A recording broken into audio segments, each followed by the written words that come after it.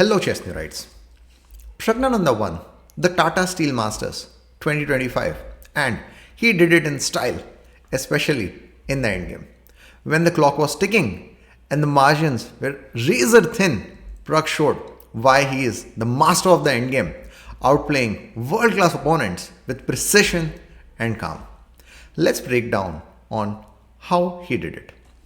So this is the position from his game against Arjun, and Pragg has white pieces here. As we can notice, white has better position because Pragg's rook is on the open file. Black has these two isolated pawns. White is already putting pressure.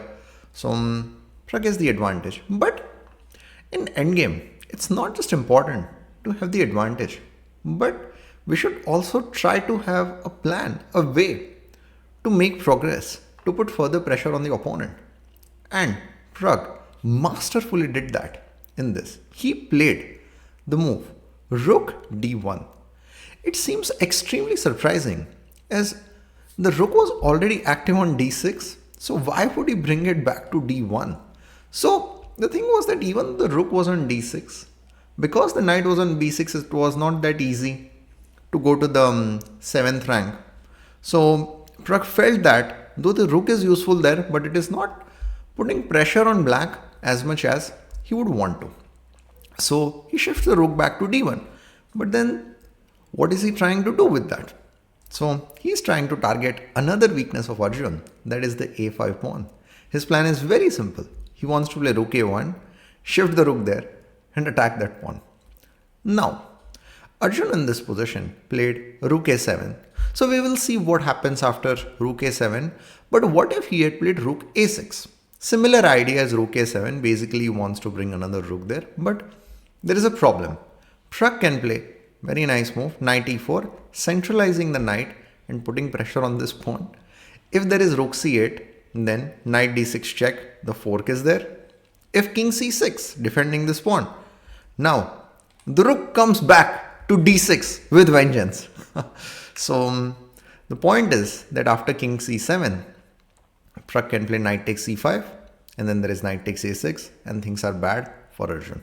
So, for that reason, after rook d1, because rook a6, there was knight e4, he decided to play rook a7. So, the difference is that after knight e4, king c6, rook d6, king c7, since the rook is not on a6, this knight takes c5 idea wouldn't work. That is what Arjun was thinking. But Pragg had some other ideas after this. So he played rook a1. He is like, let me continue with my idea for attacking this pawn. So Arjun defended that. Now it seems like, okay, Pragg was trying to attack that weakness and it is all defended. What did Pragg achieve by this? See, it's really important that when we are playing a game, our opponent can have some weaknesses on one side of the board, but we should not ignore the other side of the board as well. And Pragg played a really nice move, knight b5 in this position. So the point is that after rook a6, there is this move knight d6 check, and not on the king side. So in this position, not on the queen side, but he's doing something on the king side. So weaknesses can be there on both sides of the board, and Pragg is taking advantage of the weak f7 pawn. And then it fell. And these weaknesses still remained and he has won the pawn. There are ideas of knight g5. This might be under pressure. This might be under pressure. So Arjun played knight d7, knight g5, knight f6 happened. Now, what Pragg is trying to do? He's trying to improve his knight's position. He's like, the task of my knight is over of winning the pawn. Then Arjun centralizes the knight. Pragg is like, I'm not going to allow that. If you want, you can exchange the knight. So, because if Arjun exchanges the knights, then these rooks will be passive in defending this pawn. And then after knight d2, rook d2, Pragg can even shift here and then do something. Since he has an extra pawn, it shouldn't be too difficult for him to convert. So, Arjun declined the exchange. It's time to improve the king's position. Then, he centralized the knight again. This pawn is under pressure. Then g takes f4. Now, rook e8. So, Arjun is sacrificing one more pawn to put pressure on Pragg's king. Pragg accepts the challenge. He is like, I don't think your attack will lead anywhere. I'll get the pawn. Then Arjun in this position actually played rook c6. Pragg calmly played knight d3 in this position. And then Arjun played rook g6. He's like, I'll do something here. So he played rook c6 beforehand because he was like, yeah, this knight is a bit active, can do something more. So let's not allow that. So let's just say if he had played in this position, rook g6, then a problem that could happen is because the knight is on c5, there could be ideas of e4. So he's not afraid of the discovery. So because of that reason, Arjun decided that, okay, let's just kick the knight first and then play rook g6. But nothing much happens. Pragg is like, okay, I'll kick that knight. I don't want it on g4. You want to give discover check? You do it. Nothing much is happening. Knight e3 check, double check. The king went to f2. Rook g2 check. Rook got on the second rank with the tempo. But nothing much happens. There is nothing much on the king side. That a5 pawn is falling. Pragg is already 2 pawns up. Arjun played rook h2. Pragg calmly played knight f2. He's like, okay, I'll defend the pawn. What are you going to do? Then in this position, so Arjun is trying to complicate the matters. Pragg just took this pawn. He brought the rook on the 7th rank.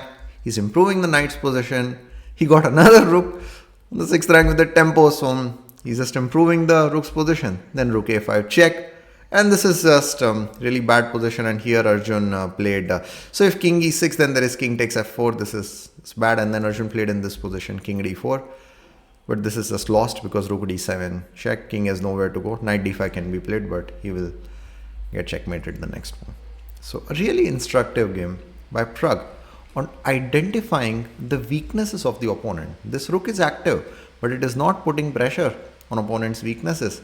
And Pragg very skillfully brought this rook, the rook from the open file, to a1 to put pressure on that a5 weakness and converted this advantage into a win. Now, let's look at the next endgame of his. So this time, he was playing against Grandmaster Fedoseev. So Pragg has white pieces, and let's try to understand this a bit further. So at first, it looks like Pragg has clearly better position because he has this pass pawn, he has an extra pawn as well. Fedosev's pawns are doubled, but if we look closely, then we see that things are not as easy as it seems because this pawn is under pressure, 2 attackers already. There can be some ideas of bishop into f4 as well because g takes f4 as this. So Fedoseev has some ideas. And in this position, there is only one way for Pragg to keep his advantage. And in this, compared to the earlier example of Arjun that we saw, that was more about opponents, weaknesses, rerouting the pieces. This time, Pragg also needs precise calculation because there is only one way, as I said, to maintain the advantage. And he does it extremely skillfully and with total precision. So he played rook e8 check, improving the rook's position with a tempo. Then Fedoseev played king h7 in this position. So what to do? We have a pass pawn. So we don't want the pass pawn to be blocked. Passed pawns must be pushed. So in this position, Pragg played rook d8. He's like, I'll kick this bishop and push my pass pawn. Okay, seems simple so far. But here, Fedoseev played bishop takes f4. He's like, you play g takes f4. I'll take your knight. I'll try to play rook c2 and then create some activity. So, but Pragg was not having that. He is focused fully on his pass pawn. He pushed the pass pawn. Now, it will seem like, okay, what is this? This should be simply winning for white. No, Fedoseev is a very resourceful player. So he played bishop takes g3 in this position. He's going for the sacrifice. So his plan is if h takes g3, rook takes g3, then this knight is under pressure. If rook d4, then rook h3 check and this knight will go. He's going for activity. But not so easy. Pragg has seen even further. He pushed the pass pawn, d7. So, and then he's like, okay, you take my knight. I'm not worried, but I'm going to promote. So Fedoseev in this position played rook takes h4.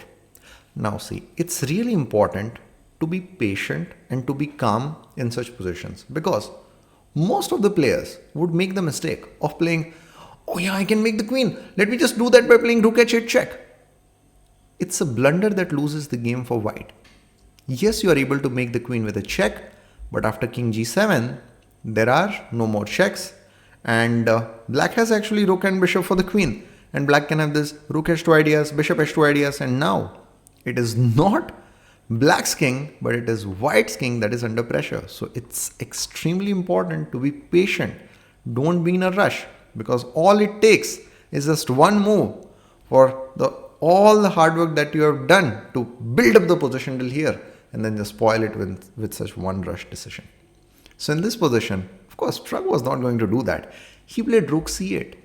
He's like, I don't want to give up my rook and then make the queen. I'll keep my rook and then I'll promote. So he's offering exchange of rooks, because Fedoseev has some chances to attack Pragg's king, but if the rooks are exchanged, there is no way he can do anything. So Fedoseev in this position played rook h2, king g1. That's fine. He's going to promote the next move. Then Fedoseev played rook takes a3. Pragg promoted. Then he played in this position bishop e5. He was planning for some tricks of rook g3 or something, but the material deficit is too much. Then played this check, queen f8 check. This rook will go, and Fedoseev resigned. So two really instructive endgame examples from Tata Steel of Praggnanandhaa's game, but both of them were extremely different on how he converted that advantage into a win. The Arjun's game was actually about improving the pieces, so rerouting the pieces to attack the weaknesses, slow and steady play, while Fedoseev's game was extremely fast-paced with precise calculation in the endgame to win it. So thanks everyone for joining, and I'll see you in the next video.